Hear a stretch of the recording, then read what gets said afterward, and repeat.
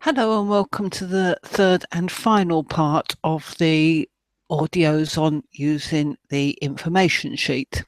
So we are now on page 20 of your training pack, and we are now really going fully into the solution focus final session of final part of the information gathering session, when you are really trying to motivate your client. You're really getting your client to change their mindset, to really look at things in a different, a new, a more healthy way for them.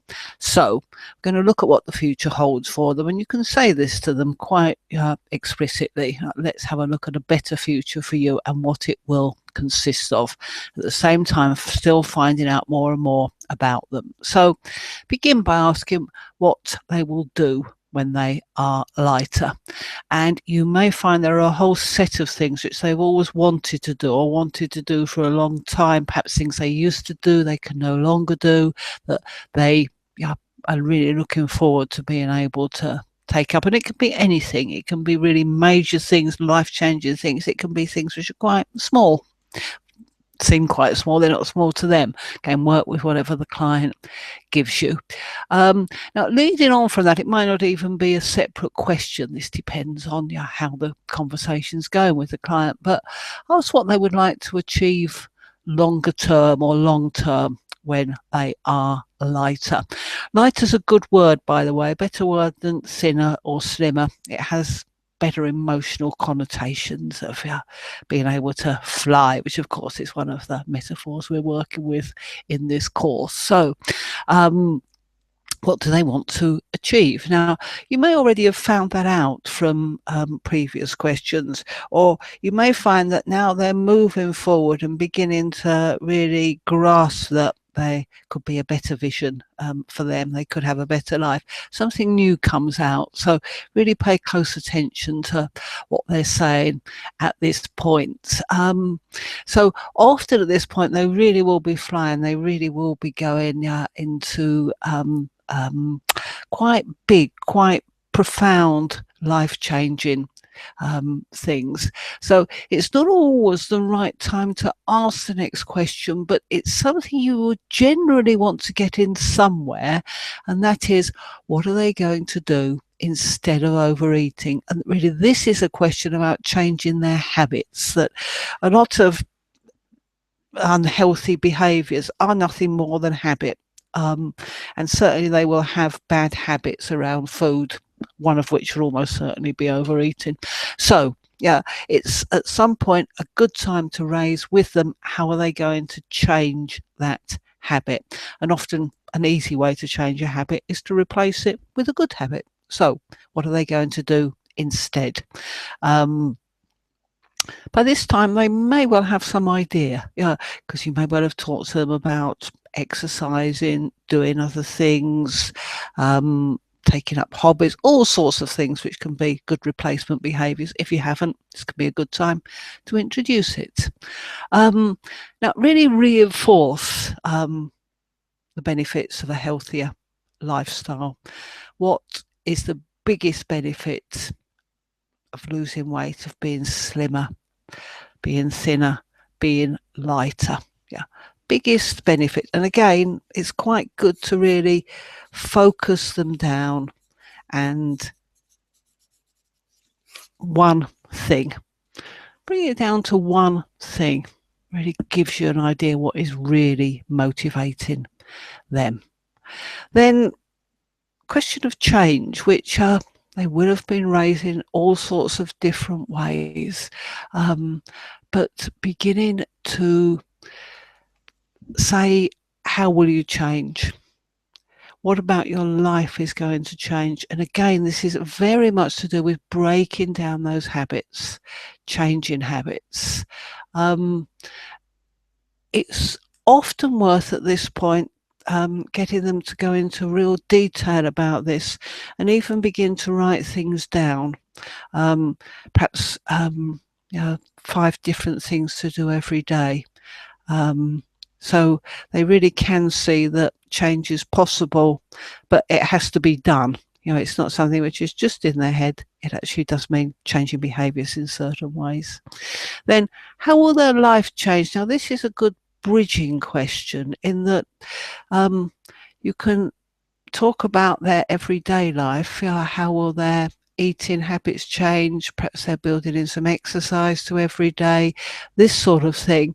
But you can also then have the big vision as well.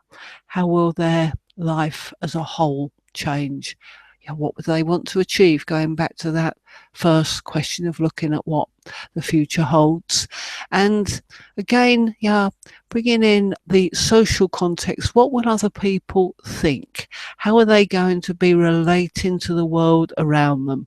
And as I said, that can be particularly important when we are talking about this particular client group.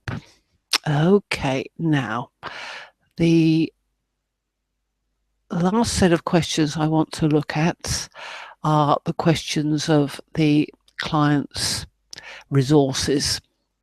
Now, this is very much again based on changing habits. What resources do they have for changing their habits? They will have the resources, it's just a matter of identifying them. They won't think they've got the resources or they wouldn't have the problem, but they have got the resources. So it's our job to help them find these resources. So begin, what are they going to do instead of overeating? Now, that overeating can come in different forms. They might be grazing all the time. They might be binging at certain times of day. So you might want to individualize that question for a particular client. What are they going to do instead? And again, be concrete about this. And it can be they need a replacement behaviour. It can be that you're going to help them to relax because they're eating because they're stressed.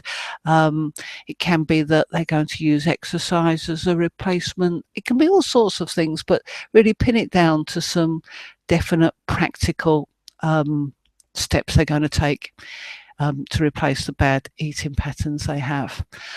Now, often, nearly always actually, people who can't control what there's some emotional tie-up with food going on there. So asking what will take the place of food in their life can be a very deep question. So if it is fulfilling a need for comfort, substitute for love, all those sorts of things, that can take some time to actually make that replacement come forward, to put that replacement in place. Actually beginning to open up that discussion is useful in itself because it will reveal to them the role that food is playing, and actually food isn't playing that role very well because it's damaging them, it isn't helping them. So that can be a useful question. Then ask if there's anyone they can model themselves on. This is essentially what these questions, the next couple of questions, are about. Do you know anyone who's succeeded in losing weight? And is there anyone they spend a lot of time with who eats well, eats properly, exercises, has a good, healthy lifestyle? So see if you can find people around them that they can model. If they don't know anyone personally, it can be worth talking about celebrities, people in literature, anyone they can think of, people in their particular business world, who they admire because they seem to have a healthy, balanced lifestyle. It might be that you create an amalgam of real people, imaginary people, people they know, people they admire from afar. It can be all those things. It really doesn't matter as long as they can put into their head in a very direct way behaviours that they would like to model. And last question here is, do they have anyone that will support them in the endeavour? Now, this is an important question if they do have someone who is really on their side, who's really going to help them. That's absolutely fantastic. This question can reveal that actually people around them are a block or are holding them back. So that's worth going into as well, and talk to them about how they're going to cope with that, how they're going to deal with that. But really getting those resources in place is a very, very good point to draw the information gathering session to an end. And then you can move on to helping them vision that future in more detail. And for that, I would suggest using a vision board, which there's an example in your pack on page 21, and some written information about how to do that. It's something you can really play with. Have fun, do it yourself. Get used to the idea if you've never used vision boards before. They are very, very useful, and they are particularly useful, I find, with people who do want to lose weight, because you can have such a direct visual representation of what they want to be, how they want to be.